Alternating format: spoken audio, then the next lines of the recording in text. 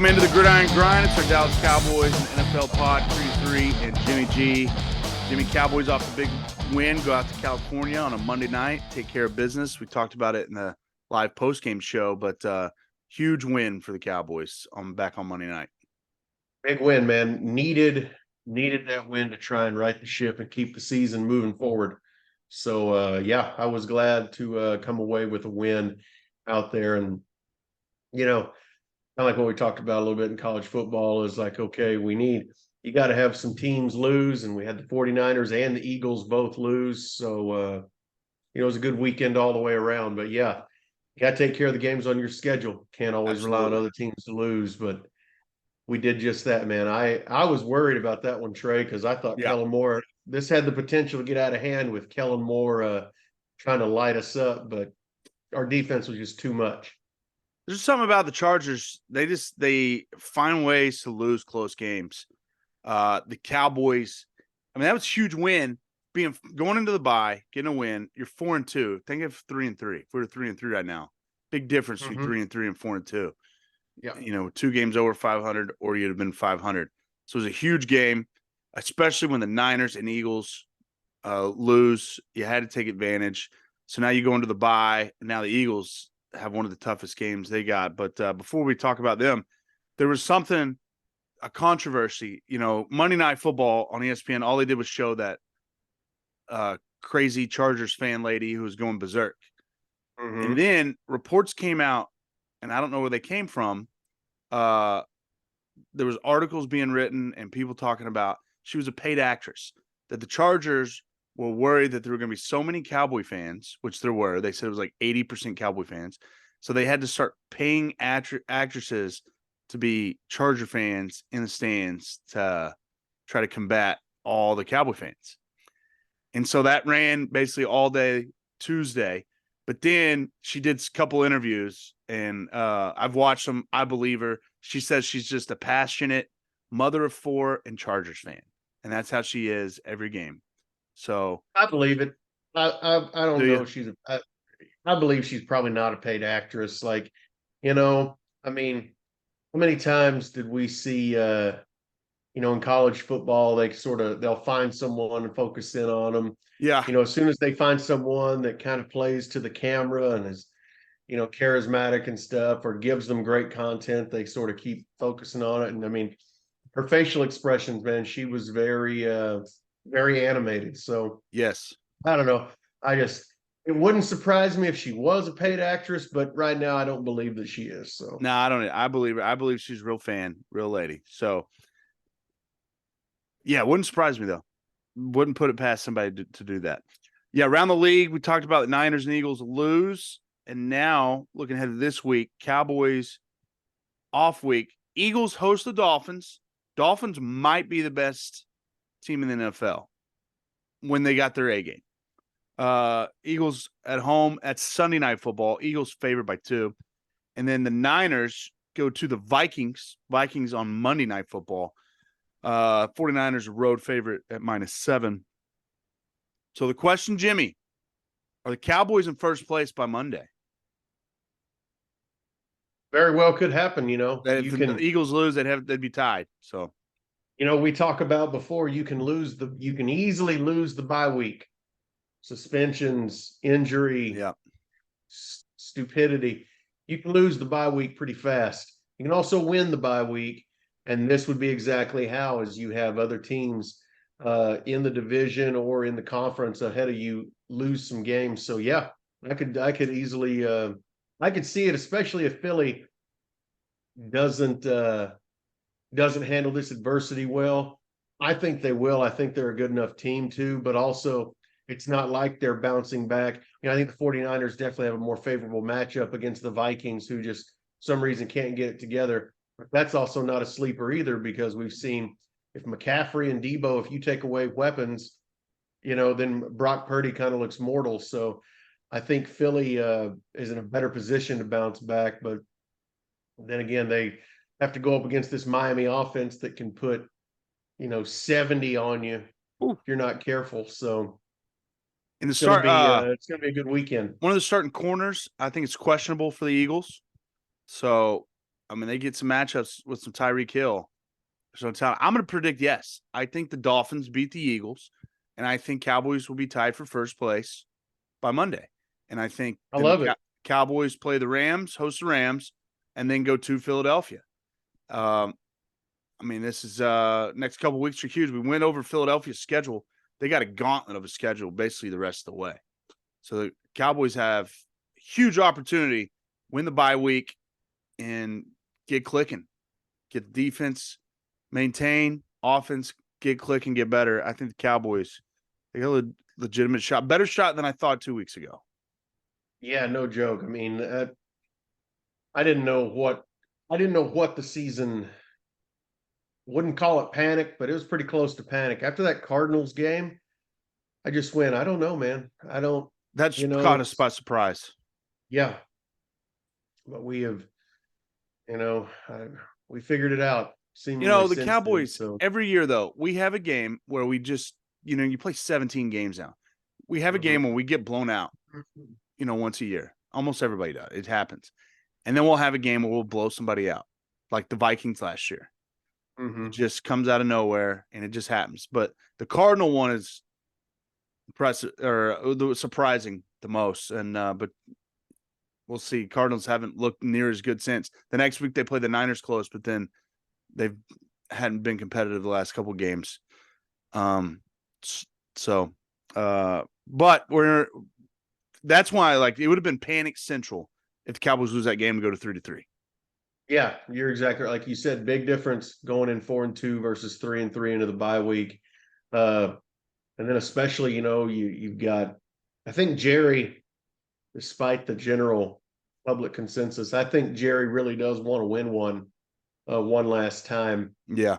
Before he goes to that big stadium in the sky. And so I think us going in at 3-3, you might have us make some panic moves either on the roster or, stuff like that. So yeah, going into 4-2, got some stuff to build on. And then always good to get a win over former coaches and stuff like that. So, and the Chargers, of course they're without Mike Williams, but I mean, they had everybody else was theirs. I mean, they're a good offense. That Palmer received, what's his name? Troy Palmer or Jordan Palmer. Or something like that. Yeah, it's number Palmer, 5. Yeah. number 5. I mean, he's one of the most underrated receivers in the league. Yeah. He gets overshadowed because they have Allen and Williams. But I mean, I watched him last year torch guys.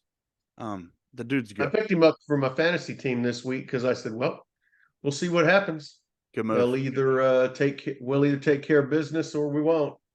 So good move. All right, let's go to our next segment. Questions of the week. Get them in at gridirongrindsports@gmail.com.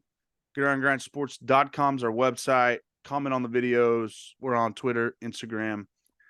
This question, you can also comment on our videos. This question comes from Steve from Sherman, Texas. Oh, I know Steve. Steve from Sherman, Texas. Question is, Jimmy, for us. This is a good one. What is more likely to happen this year? The Rangers win the World Series or the Cowboys win the NFC East? What's more likely to happen this season? I'm going to go with Cowboys win the NFC East. It's kind of one of those, do you can bet this or you can bet the field. Safe bet's always to bet the field. So I'm going, Cowboys have won the NFC East before several times. Rangers have never won the World Series. So just history. I'm gonna err on the side of history and go Cowboys. More likely the Cowboys win the NFC East this season. Rangers still have it's the Astros. Anything can happen. True. And we're recording this on Wednesday before Wednesday night's game. So we don't know what happens Wednesday night. So as of right now, Rangers up 2-0. Yeah. So that's where we're at. It just, anything can happen. And then you got, the team on the other side. At least with the Cowboys in the NFC East, what you've got in the the Giants and the Commanders. You've got to beat the Eagles. You got to have them maybe slip up to a division. I think it's more likely the Cowboys win the NFC East I'd love for both to happen. Yeah. What a great year it would be. Rangers win the World Series and Cowboys win the division. So we'll see. But I'm going to make an argument for the other way. I think it's more likely the Rangers win the World Series, and here's why. okay. Simple math. The Rangers, like we said, they're 2-0. As the time of recording this, they're up 2-0 on the Astros. They have to win the World Series. They have to win 6 more games, 2 more against the Astros, and 4 in the World Series. And then they win the World Series. So 6 wins. The Cowboys, to win the NFC East, they sit at 4-2. I think it's going to take 13 wins. I think you're going to have to be 13-4 to win the NFC East. Maybe 12-5, but we've been 12-5 2 years in a row, and we didn't win it last year. So I think if you wanted to make sure you won it, I'm going to say 13 wins. Therefore, now the Eagles went 14-3 last year. I don't think they're 14-3 this year. So I'm going to say it takes 13 wins. Therefore, we are 4-2 right now. Cowboys would need 9 more wins to win the NFC East. Therefore, since the Rangers only need 6, I'm going to say it's more likely the Rangers win the World Series over Cowboys winning the East. I like it. So simple math is where I came to. Like you said, would be ecstatic if both could happen. Yeah, it'd be a great year. And I mean, history's on the Cowboys side too, because the NFC East hadn't had a repeat winner in 20 years. And it's either going to be the Cowboys or Eagles. I mean, it ain't going to be the Giants or Commanders. But simple math, I'll make the argument for the Rangers. Thanks for the question, Steve from Sherman, Texas. Again, we love getting our questions in.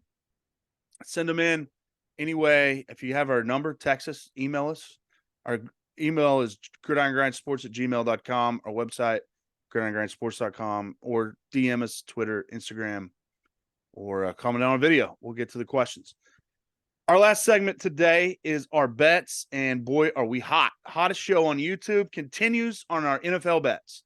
College, we talked about yesterday, we're as combined just under 500, but the NFL, we're scorching hot.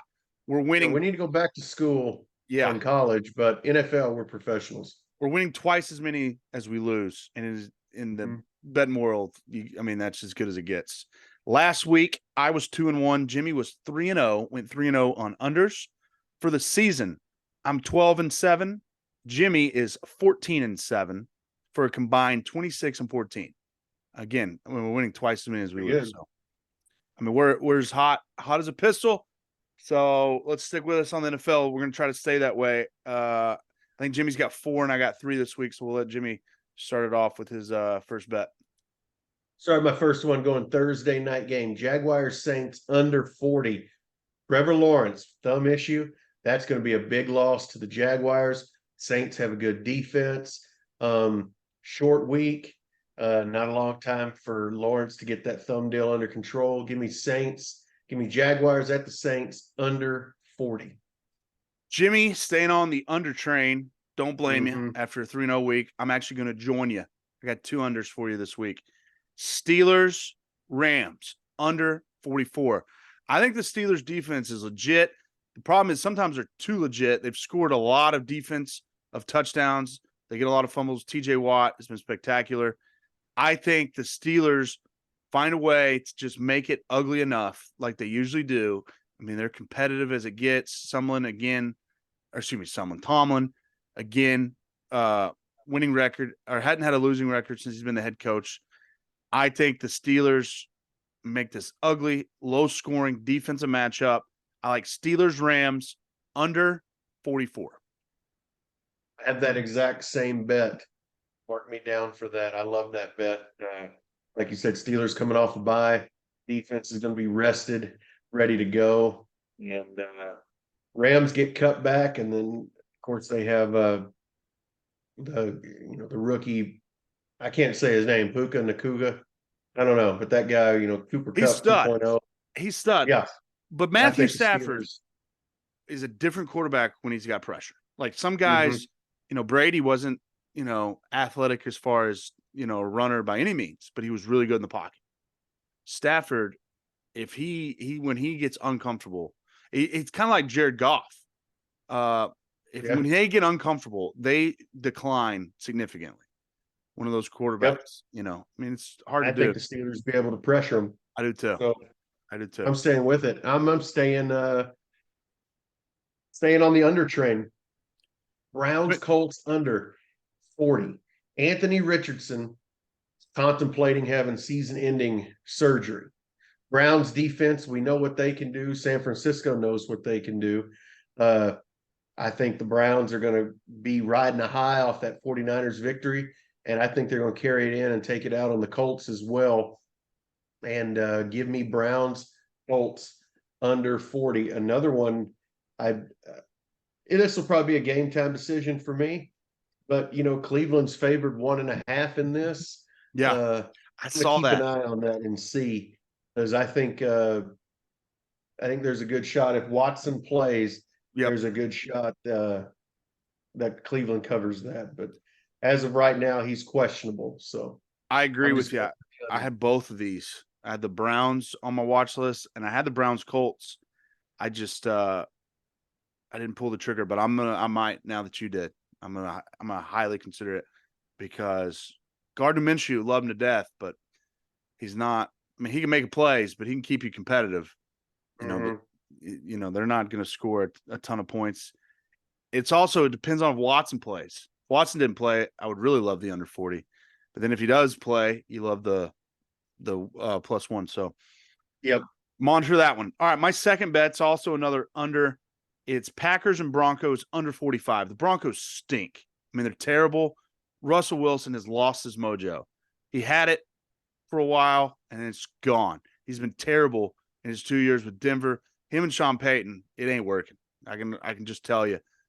Broncos are going to have to do something at the quarterback position. Packers, they are a streaky offense. They are very explosive. But then in their last game, I think it was a Thursday night game, was against the Lions. They didn't show up for 3.5 quarters, and then they started slinging it all around. So the Packers can be explosive. The Broncos are decent on defense. I just don't think, even if the Packers get in the 30s, I don't have any confidence the Broncos can score. I mean, if they get to 14, that's their max. So, you need the Packers to score 31 or less. And I think that's a high possibility. I just have no faith in the Broncos offense. Packers, Broncos, under 45. I have that same bet, Trey. You're right. I think the Broncos defense is good enough to do just enough to keep the Packers under. Jordan Love is kind of a roller coaster this season. Aaron Jones battling injuries at the running back position. So all that to me says under. So yeah, I'm with you. Give me Packers, Broncos under 45. I like it. Both on that one. All right. My last bet. I mentioned it earlier. I think the Cowboys are going to be in first place by Monday. For that to happen, the Eagles have to lose. And Sunday night football game, this is going to be maybe the game of the season so far. The Cowboys-Niners game was hyped up, but the Cowboys didn't show up. I think both teams show up for this one. I just think the Eagles aren't as good as they were last year. I mean, they're still a good football team. Don't get me wrong. Jalen Hurts is just not quite clicking like he was a season ago. I don't know why that is. If he can get the ball to A.J. Brown, I mean, he's great. But he threw 3 interceptions last week.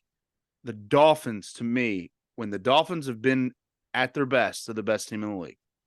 I don't know if they'll be at their best, but they're still pretty good. They've had one dud against the Bills. Like we said, it's the NFL. That happens. I think this is a super competitive game. I think both teams show up. I think it's going to be a great Sunday night game. But I do think the Dolphins get the win. So I'm going to take the Dolphins and the points +2 against the Eagles. Yeah, and you're right. If he can't get the ball to A.J. Brown, that's when I think you may start seeing some bickering. Not that A.J. Brown's a diva, but these elite wide receivers, they come off as divas because they know, hey, man, I'm a game changer. You have to have a certain level of self-confidence to play professional sports as it is. But then when you're an elite level athlete, like some of these guys are, like A.J. Brown is, you're going, man, get me the ball, man. Like, get me the ball. Like, let's help me, help you, help me take over this game. And if he can't figure that out, if they keep kind of shutting A.J. Brown down and taking him out, could be a long season for Philly. So, yeah, I like that. Yeah. right, I've got my eye on the under on this one. Yeah. That'd probably be a game time decision for me because I'm going, everything says it should be over, right? Philly's offense on paper, the Dolphins offense on the field, which is exactly why, like the Cowboys Chargers, that should have probably been over, right? Kellen Moore going to hang half 100 on us, get the offense rolling. Nope, went under by a mile. So that's another one. Keep your eye on. I would definitely lean the under in that game, but Mm-hmm. the only thing that scares me is the Dolphins have scored. Would they score 70 in a game? Yeah. So that scares 70. Me. I don't think they're going to score 70 on the Eagles, but I mean, they're capable of scoring 35-40. You know, that's what scares me. But I would lean under because everybody, that's what Vegas is banking on, that everybody remembers them scoring 70. Well, they don't score 70 every week. No. You definitely don't do it against a good team. So everybody keeps thinking that, and they got it at 52, which is not, it's high for NFL, but it's not that high. I mean, that's 7 touchdowns and a field goal. So, all right, Gridiron Grind recap of our bets. Jimmy got a 4 spot for you. Thursday night, Jags, Saints under 40. Steelers, Rams under 44. Browns, Colts under 40. Packers, Broncos under 45. Jimmy went 3-0 in under bets last week. He's trying to go 4-0 this week. He's got 4 under bets. Myself, I have 2 unders. Steelers, Rams under 44. Packers, Broncos under 45. And Dolphins +2. That's our 7 bets. Again, we're hot. We're combined 26 and 14 on the season. We were combined 5-1 last week. We're as hot as it comes when it comes to betting on the NFL. Let's keep it rolling. Let's keep it rolling this week. Thanks for joining us. Again, our college football podcast is out on Apple Podcasts, and our YouTube channel comes out every Wednesday around noon. And then this podcast comes out every Thursday around noon, Apple Podcasts, YouTube channel. Check us out, GrindandGrindSports.com, Jimmy G's Big 3, Coffee with Creta, out every week. And then our live Cowboys postgame show, obviously not this week because we have a bye. We'll be back next week with that. So get over to GrindandGrindSports.com, and you can see everything we got going on. All right, Jimmy, have a great weekend, bud. We'll see you next week. You too, man. Have a good one. Go Cowboys. Go Cowboys.